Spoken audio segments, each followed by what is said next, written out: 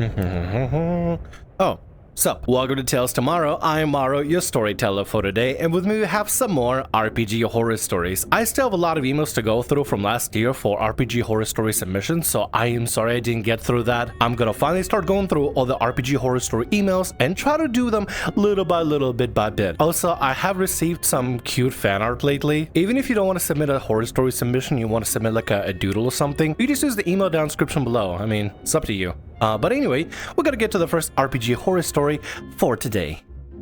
How I derailed a campaign in session 1 because my character was an a-hole.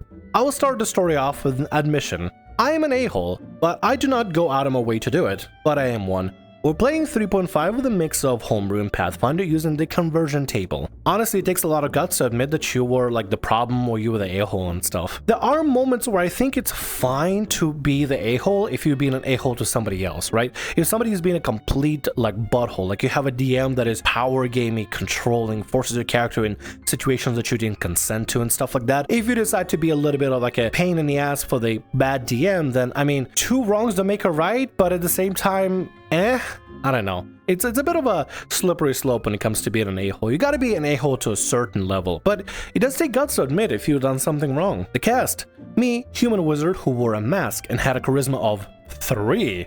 We found a section of a 3.0 book that said a low charisma meant either bad personality or bad looks.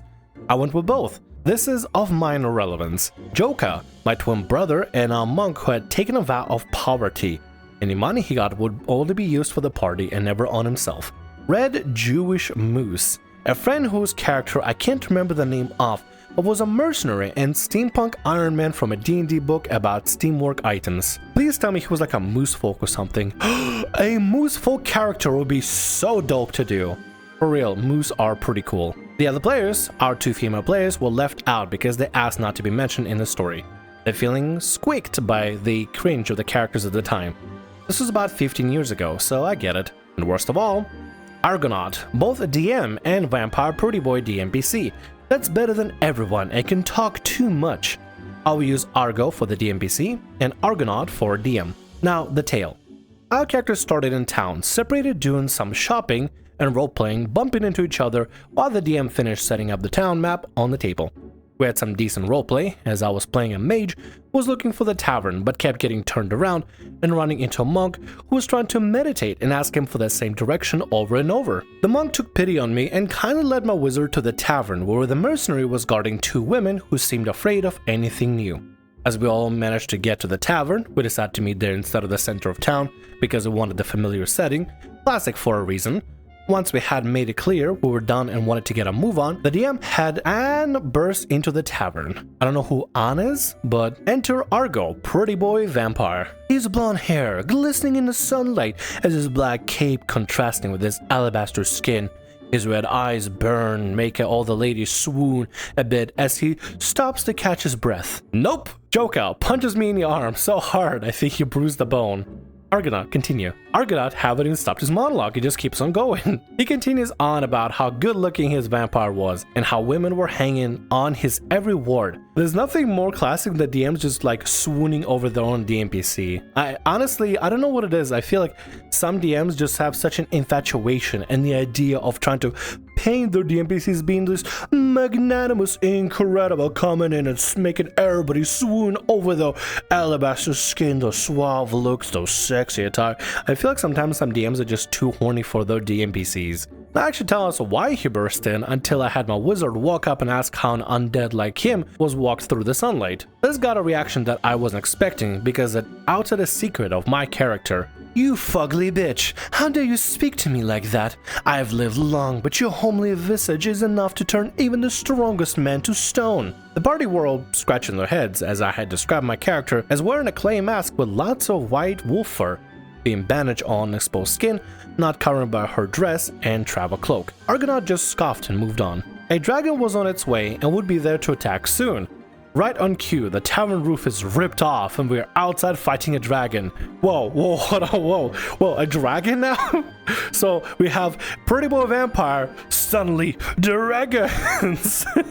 I mean, sometimes you gotta start the story, gung-ho, so it's one way to do it. Argonaut made this thing using the book, but added all the abilities of spell resistance of 20, damage reduction of 20 for all, blind sight, tremor sense, true sight, recovers breath weapon every turn, immunity to critical hits. We are level 5. I'm super studied on the game as I was a DM as well. We're all aware of the concept of an unwinnable battle, and we all hated it, including Argonaut. Nothing we did bothered this thing, but after we get put in our asses, the dragon grabs his DMPC and pieces out towards the mountains. I'm not proud of this next exchange. That is because I had a personal bias against Argonaut for all the other games I played with him. My biggest feeling in my 20s is that when I am tired of someone's bull, I can't keep it inside when asked. I accidentally added that trait to this character. Since you all are employed by Argo, you have to go after him to be paid. What are you going to do? I refuse to go after him. He's also a vampire, and I don't work with undead.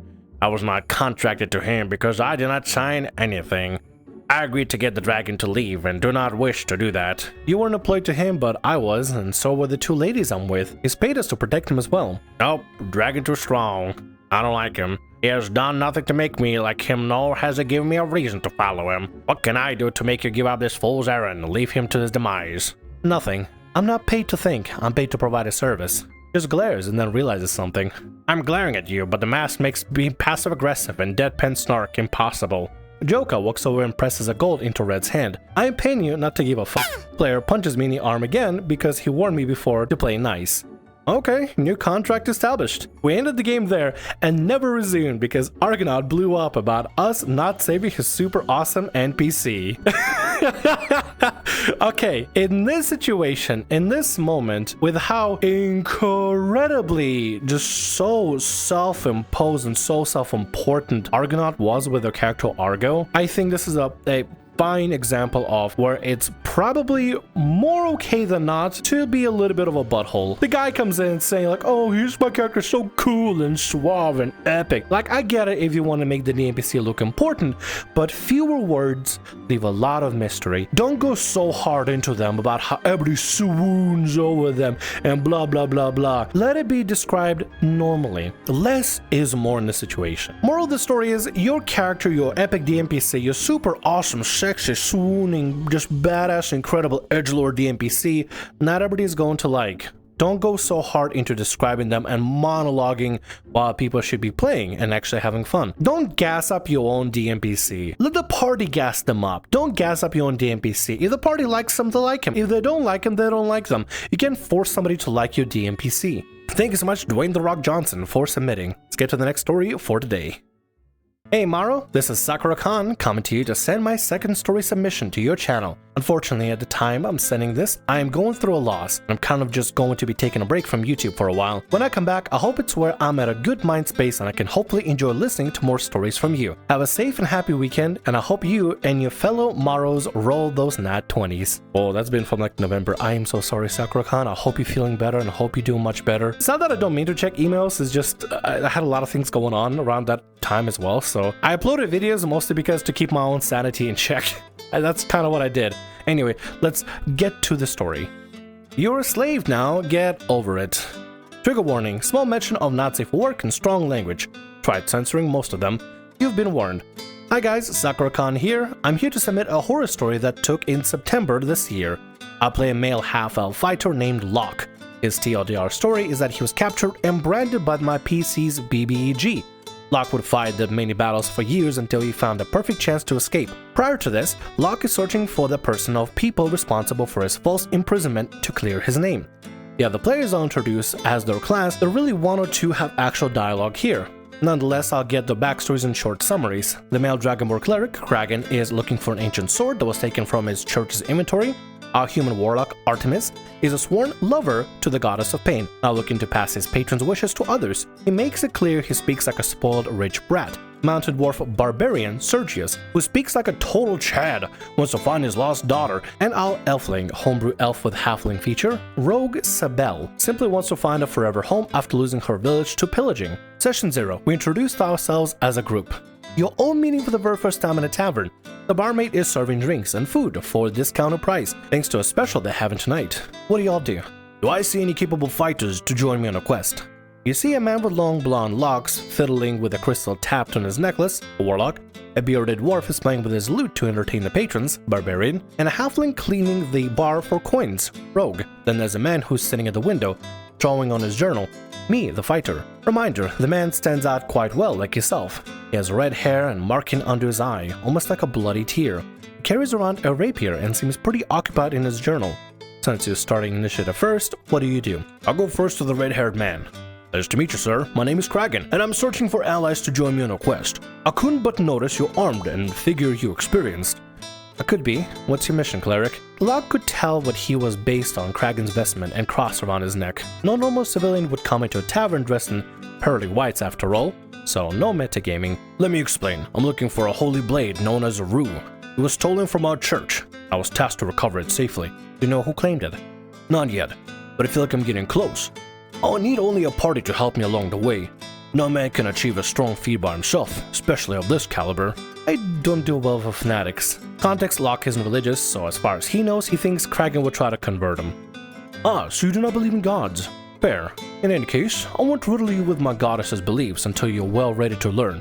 But if I do need to know your decision, will you assist me or not? I'm in, but in exchange, I want you to help too. I need to find someone, and there's a high chance blood will be spilled. Are you willing to ride that on your shoulders? It depends. Innocent lives should never be taken by blade. Must be judged with reason. Promise me, these men aren't innocent, not in my eyes. But you can be the judge of their fate. All I want is answers. Very well. Now let us see if you can find more allies. And apologies, I never caught your name. It's Locke. We spent a good chunk getting to know everyone and their personal quests before we get to our first combat scenario outside of the hub against a band of goblins that were planning on rampaging the city. Artemis does a few tricks here and there, but quickly backs down when the goblin blood spills on their clothes, leaving us to finish the battle ourselves.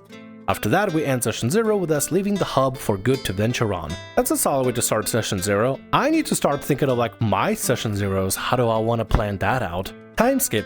We get into Session 6. At this point, we found the Rue and claimed it as his own after getting blessing from the campaign. And we're now focused on my character Locke's questline. We're attacked by mercenaries who have disguised themselves as civilians, and for the sake of high stakes, the DM had it so they are higher levels than us. At the time, we were level 6. Mercenaries are level 14? Is your DM okay? Are they trying to kill you? That's a huge gap. I think what would be reasonable is maybe like level 7 and 8, so about 14? Dude, what the hell? During the battle, Kragan, our cleric, is practically dead when one mercenary deals a critical hit, resulting in his throat being slit. Myself, Sabelle, and Artemis fainted, and Sergius was left 2 days to do anything. Locke, you wake up chained to the stone wall of prison. Your arms are restricted to where you can't move them, but your feet aren't chained, and you're gagged. Screaming is no choice. A long quiet pause because I'm clearly uncomfortable with this internally, but externally I'm like, wait, what? I'm what? Wait, you're not doing this now, are you? Oh, yeah, oh my god, okay, yeah, hold on. Depends on how this plays out. This could be go really bad, or it could be okay. I don't know. Well, I guess we'll see. We'll see. Could this be bad? Let's find out. I tried screaming despite being muffled. Can you reenact that? I'm sorry? Can you make it sound like you're actually gagged, like in real life, so you can be in character? No? You have to be in character, or you're not playing at all. Oh my god, this is actually happening. You have 30 seconds to play your role, or you'll be kicked. Wait, what? Wait, huh? Kicked? Over just what? Hold on, wait a minute, hold on. The DM is saying, if you don't do muffled screaming like, you're gonna get kicked from my campaign. What? Is he freaking serious? What a weird stipulation. Truth of the matter is, I probably should have just left. But in my mind, I felt like I'd ruined a chance at keeping the friends I made by spoiling the fun for them. But my heart said, F this, just quit. And considering the TLDR, you can tell what ends up happening. I go along with it. Learned very quickly that it'd be the worst decision I've made in a while. Deep breath in, deep breath out. Oh, Kragan Seville, ho. The door of the prison swing open. In comes the man who you remember who put you in this situation. He's a human man who's being guarded by a tall human man. So many human men, standing as tall as a Goliath, carrying a heavy sword. And another is a woman who's likely his advisor, dressed in spellcaster's robes. The man has his face guarded by his hood. but you can clearly see his face. Seeing this, how does Locke feel? Locke's visibly confused. What does he say? I can't speak, I'm gagged. You can still move your mouth, dear. Me to myself, oh, that's good. Oh, who are you? Okay, so the man strips off Locke's gag, leaving a trail of drool from the ball gag. He then leaves in towards Locke and speaks in a fatherly voice to you. This is some slimy shit, dude. This is some slimy shit. Ball gag? Nobody said it's a ball gag. Nobody at all said it's a ball gag. I thought it would be like a rope or like cloth that just kind of wrapped around and stuffed inside the mouth so it muffles and stuff, but a ball gag? Huh? You've been a bad boy, Locke. Coming all this way, and all for nothing. You're gonna die here, and no one can stop it. No one but yourself. Oh, what do you want? The man grabs Locke by the chin so you can force Locke to look him dead in the eye. I want you to suffer. You were a slave then, and you will always be one to me. Now that you're here, I can finish what I started. Keep in mind, Locke wasn't a plaything. He was a soldier, made to fight with BBG's battles. Whatever's going on now is something I wasn't prepared for, and something I hope will end quicker when it started. I read just like a first couple of sentences, and I saw the word submissive. So prepare, everybody, for what the f is about to come, because I'm not even prepared. Just brace yourselves. Locke, I need you to act submissive. Okay, we're going with that route now. Act submissive? You know, call the man master and beg for your life. He's tempted to kill you. The least you could do is try to beg for your life. Or I could walk away, that's an option too. I'll give you an example. You want some practice, but remember, you don't have long. I want to hurry this session along. I'm imagining the DM is just like jerking it under the table. He's like, I don't have long, I'm about to bust. Locke, you better do this. Jesus Christ. Like, I know it sounds messed up, but like, I don't see why the reason why the DM wants to hurry this along. I think they're just like edging right now. They just need that material, which is so messed up in so many ways. Christ, I really hope you would have left by now, but let's see this disaster play out. DM that gives me a not so subtle 6-minute clip. A BDSM clip of two men role-playing as slave and master. Not anime yaoi, mind you, but real live adultering. At the heat of the moment, my brain brings back my trauma from the old game. I was a part of where I faced a near similar situation, and at this point, I just shut down everything. DM, I'd like to, and I'm not overreacting or stressing this enough. This is the DM's legit whining. No, you have to get in character. I'm not in character, I'm me. I want to say this is sick, and I'm not doing it. Why? Because I told you my past experience, and I don't want to relive it. So can we please either retcon this, fade to black or something? Yeah, DM, she's right. You need to cut this out. Shut up, no one's talking to you, F-slur. You can't just retcon things in real life, so no. You're a slave now, so get over it. Listen, you either roleplay as Locke, the submissive bitch, or you're kicked. Me with a shrug. Then I guess I'm kicked. Fine, so I'm kicked. No more words of exchange, no apology, no whining, just kicked. Now, while I'm in the middle of logging off the night, I get this little message. You're no longer allowed in our campaign. You couldn't stick in a character and you're very disorderly. I hereby remove you from our campaign and won't allow you to join any future campaigns. Good day. Hi there. First off, I want to say that it's totally fine. I wasn't interested in joining anyway, but thanks for the potential offer. I'm sorry you didn't enjoy my company, but I hope you have a great rest of your week and enjoy your D&D session going forward. God bless and goodbye. Sakura, you're a saint. To be so polite to such a fucking dickhead, complete and utter fucking fetishizing prick. Well, you should be saying, fuck you, motherfucker, you stupid fucking creep, get the fuck out of my life. Or, can I not get the middle finger to work? I don't, not you. Get the fuck out of my life, you piece of shit. Try to make me some roleplay, some horny fucking bullshit fantasy. Fuck you, horny prick. You are too good for this world. You are too good for this world, Sakura. So yeah, I am blocked and the DM is no longer in speaking terms with me. Well, that is until just recently, and it isn't pretty. By the way, you sounded very convincing when you were gagged. I bet you would sound great IRL if that happened to you. I bet if I did it to you, you would love it, wouldn't you? I bet you would. But I'm done talking to you. I'm sure you're ignoring me now like a blank. Hope you're choking up blank my blank. Bye, blank. Take care, DM. Jesus Christ, what the f*** did you find this DM in a cum dump?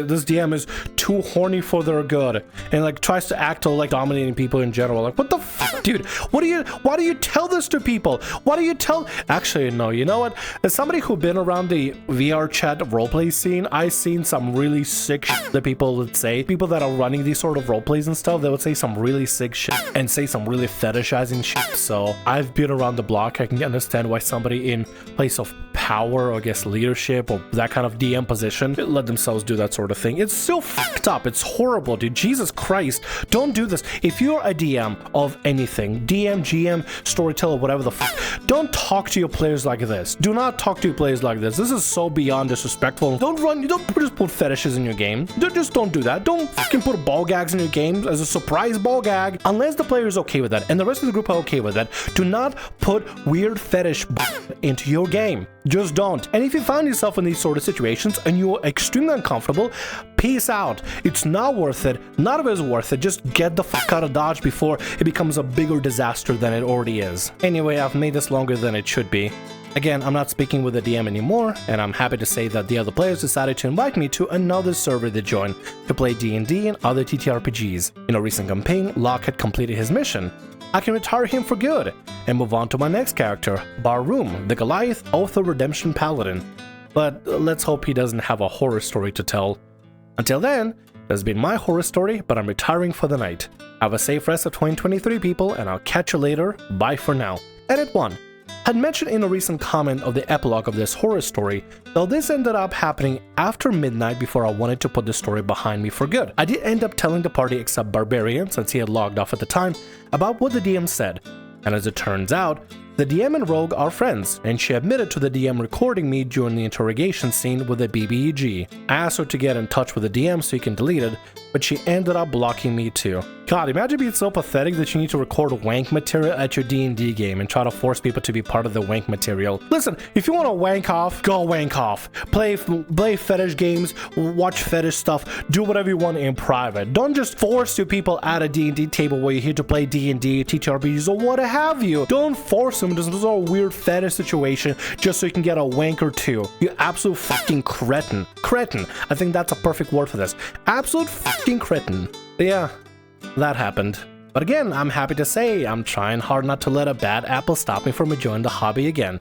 I'm having fun and doing better, and I'm just glad to have a backbone to let me get away from problem players like this. Good. I'm happy for you, Sakura-kun. Always remember, for Sakura and anybody else, if you're in a position where you are uncomfortable and you don't like what's going on, say no. Say it louder. Keep saying it louder until it stops. And if anything, if it's like over Discord or something, leave the call, leave the group, leave the server, block, block, block. And with that, that's gonna be all our stories for today. I want to thank you very much for watching, and thanks so much for being here. If you like what I do, consider subscribing to the channel and leaving a like. Also, if the RPG Horror Stories ever goes down, or if you want to submit your own personalized horror story, email is down in the description below. I'll see you again in more Tales tomorrow.